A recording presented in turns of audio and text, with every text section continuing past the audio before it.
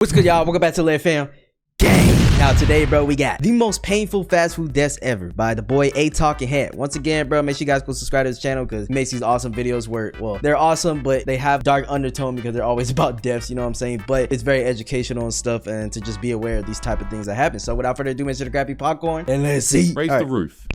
Raise the roof. It was just another Saturday night in Harriman, Utah, a quiet suburb 30 minutes outside Salt Lake City. At a local Domino's, orders Anybody know that area or live there? were taken, pizzas were baked, and both customers and employees alike conversed with each other. Since I'm close. Wait, is he doing dough on the front counter, bro? You know what I'm saying? No gloves, no nothing. Is it just bare on the damn counter? This does not look sanitary. Since I'm closing tonight, can I get the ox? No. Bro, The please. ox? No. Please. No. Stop asking me. Just shut up and make pizzas.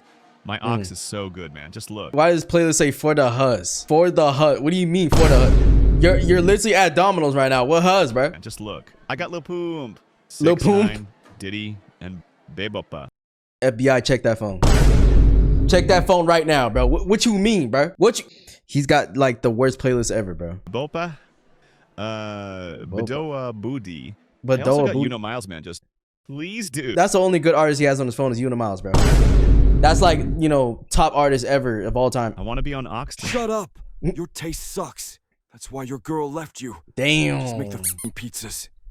However, amidst all the friendly banter, an SUV tangled in a 3-car accident would veer off its course and smash directly into the Domino's Bro. pizza. And as if the crash itself wasn't bad enough, it would also rupture a hidden gas line underneath the building. Wow, Within bro. seconds, fire erupted. Bystanders watched in shock as flames consumed the vehicle. Dude, that's gotta be like a worst fear of, like, you know what I'm saying, working somewhere, especially if you're on like a busy street and stuff, because this stuff only happens when it's like a big crash like this. If it's like on a main street, people are actually going fast, bro. Usually if you're in like a fast food place or something, it's like, you know, a controlled area, just a parking lot, whatever, where people can't go that fast. But yeah, if you're working and it's like on Main Street, people could swerve into that building. Oh my gosh, bro, that sucks. And the fact that it freaking broke a gas line. Consumed the vehicle. Inside, 2 people were trapped. That's when 2 courageous strangers risked their lives, pulling the driver and passenger out just minutes before the SUV was swallowed by the fire. As firefighters rushed in, trying to control the blaze, the building exploded. I don't think you could control it with an axe, but okay. The blast tore apart the Domino's, Oh my gosh. sending debris flying into the night sky and causing significant damage to the businesses next door, a Jimmy John's and a Supercuts. Miraculously, nobody was injured and everybody survived. Even the firefighters standing near the restaurant when it exploded managed to walk away unharmed. Whoa. The Domino's, however, was reduced to rubble. God damn, look, wait, is this a real? So the Domino's was right here in the middle? Oh my God, that's like so close. They're literally neck to neck with each other, bro. I'm super surprised at least one of them didn't get like almost completely taken out. Reduced to rubble. What had been a neighborhood pizza God, look at that. Oh my gosh, bro. Yo, that looks so much worse from this angle, bro. joint became the epicenter of one of Harriman's most destructive accidents. Wow. The Mayo incident. Just one car accident caused this, bro. It literally looks like a natural disaster hit. You know what I'm saying? Like a big ass tornado or earthquake or something just completely shattered this building. But no, this was from people. Oh my God, this is not even a main street. Like, what kind of street is this, bro? Why were they going that fast? Or were they going in here? Oh my God. The Hood Pizza joint became the epicenter of one of Harriman's most destructive accidents. The Mayo incident. It was supposed to be just another quiet evening shift at a Subway near downtown Atlanta. The kind of Sunday where the streets slow down and customers trickle in for a late night sandwich. Inside, 2 young employees. Thanks, bro. You got boogers, bro. Slow down and customers trickle in for a... You got a little something on your nose, bro. Like your eyes red and shit. You know what I'm saying? Yeah, bro. You got a little too much tonight. Night sandwich. Inside, 2 young employees were working, doing their job, making eating food, burgers and chatting with regulars. As the customers sat... Yo, low-key, bro, you know what I'm saying? If you guys ever work a fast food job or whatever, you know those like little down times you have, there's like not that much customers, wherever you and the coworkers just chilling. Those low-key be the best times, bro. To enjoy their food, the door smashed open and a very odd-looking man walked up to the counter to order a sandwich. What happened next would quickly turn everybody's night into a complete nightmare. With what seemed like an insignificant and easily resolvable issue, tensions began to rise. Oh my gosh. The disagreement, which could have ended with a simple solution, instead festered, and the customer's anger... Yeah, I ain't gonna lie, bro. I'm gonna have to scrap after that, bro. I ain't letting a grown-ass man walk in and throw a goddamn sandwich in my face. What the f... built up until it boiled over. Words turned into threats. Threats turned into physical exclamations. Bro. And before you knew it, the psychopath pulled out a weapon. Oh In my seconds, gosh. Before anyone could react, fate was already sealed. The 26-year-old woman immediately collapsed behind the counter, unfortunately unresponsive, and her 24-year-old co-worker was also terribly struck, but they somehow clung to life. Bro. To make it worse, the victim's son was inside the store and his son was in the store too? witnessed all the horror unfold. Police later arrested the suspect, a 36-year-old man who lived just across the street. Oh my god. He was charged with multiple felonies and later booked that same night. Investigators said the entire incident started simply because he thought there was too much mayo on his sandwich. Are you fucking kidding me?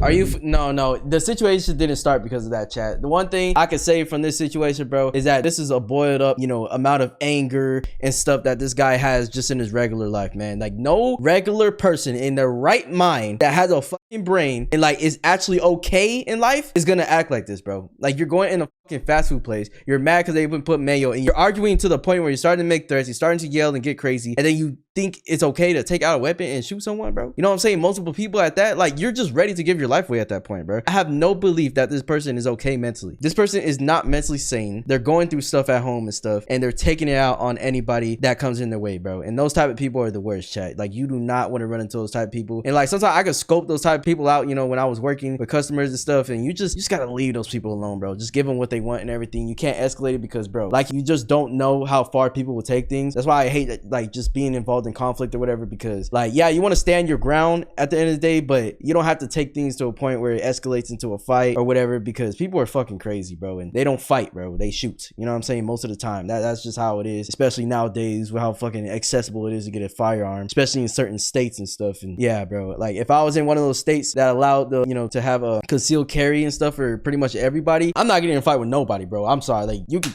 take whatever you want, bro. It is what it is, bro. But just, it's always a good note for thumb is that you want to just stay out of conflict as much as possible, bro, because people are crazy and your life is not worth being taken over some dumb fucking argument or something, bro. Like, it's not worth it.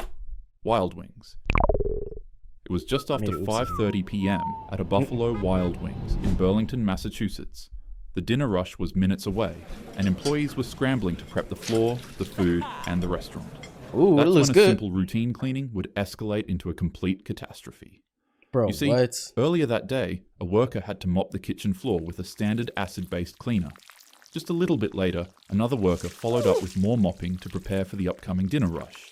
The only issue Why is his nose running? was that he was using a chlorine bleach product.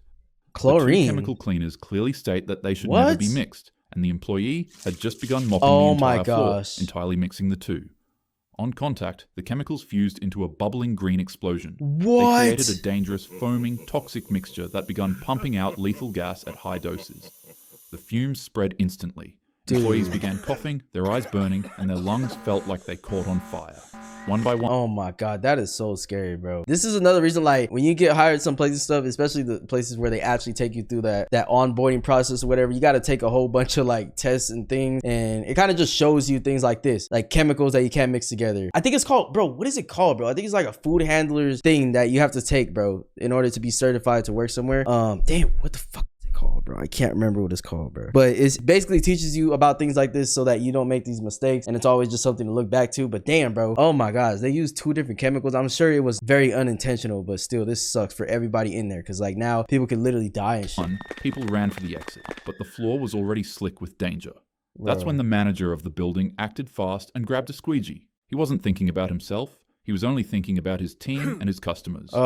He ran out to the floor and began pushing the toxic sludge toward a drain, trying to contain it before more people could get injured. Gosh. But unfortunately, the fumes overwhelmed him. His chest tightened, his lungs burned, and within moments he Fuck, bro. And like in fast food places or, just restaurants and stuff, like they don't have the equipment to carry the, the gas mask or whatever so that they don't get infected or whatever. Oh my gosh, bro. Like, shout out to him. He was trying to, but bro, you just got to get out of there at that point. Like, call a professional and stuff. Everybody evacuate and let's try to get some professionals in here, bro. Like, we can't try to do that ourselves. Co-workers and bystanders tried desperately to get him outside, but the fumes were too strong.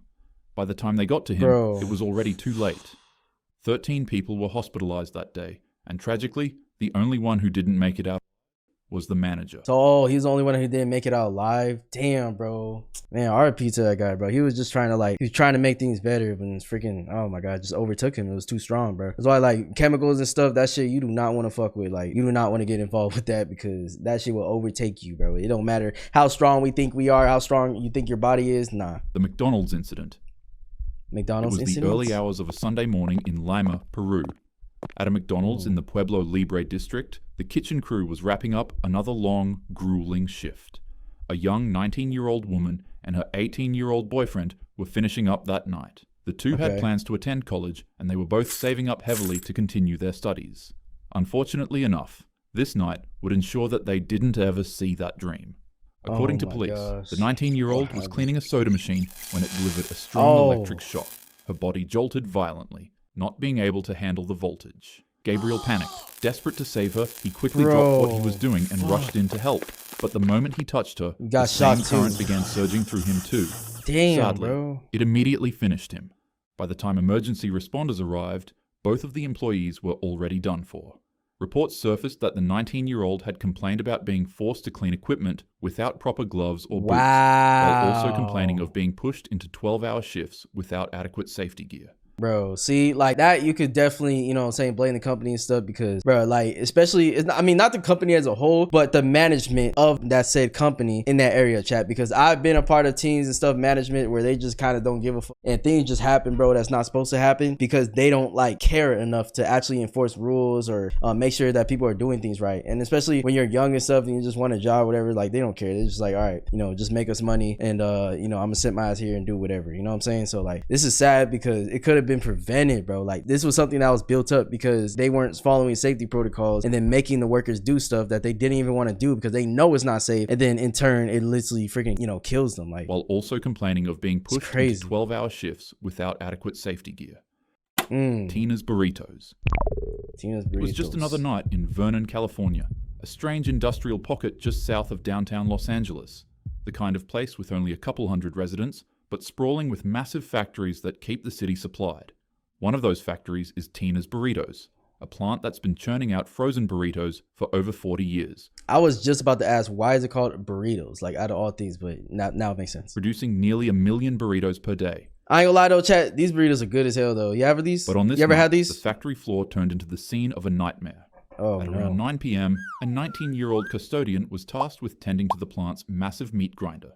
The contraption was full with burrito meat and was waiting to be cleaned. And so, as expected to by his job, he began climbing into the inside of the machine to clean it. Bro. In this case, the burrito meat grinding machine was not locked, off, nor was it secure. It's still unclear as to whether an item fell and caused the machine to turn on, or if an... Jesus Christ. So it was off, but it just it got turned on while he was in there, bro. Oh my gosh, how, bro? Or if an employee decided to try to make another batch of burrito meat. But, unfortunately, while the 19-year-old was inside of the machine cleaning out the meat, he would hear the industrial mechanism slowly power up and lock into place. Oh, hell no. The man panicked and shouted for the machine to be turned off, but his cries fell on deaf ears.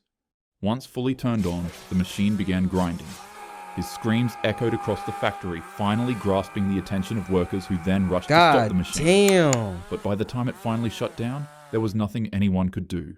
Paramedics and firefighters arrived, but the scene was already unspeakable. The young man's fate was already sealed. Bro, that's so sad, bro. Like, what the even happened? Like, how can it just be randomly turned on, bro? Like, I feel like, bro, if someone like has that assignment to go clean out a freaking machine that could be deadly if it's turned on, why is there not somebody watching over him or something? Or somebody near to like make sure that it doesn't get turned on? Like, I don't get that, bro. Fortunately, he was gone in a way too dreadful to describe.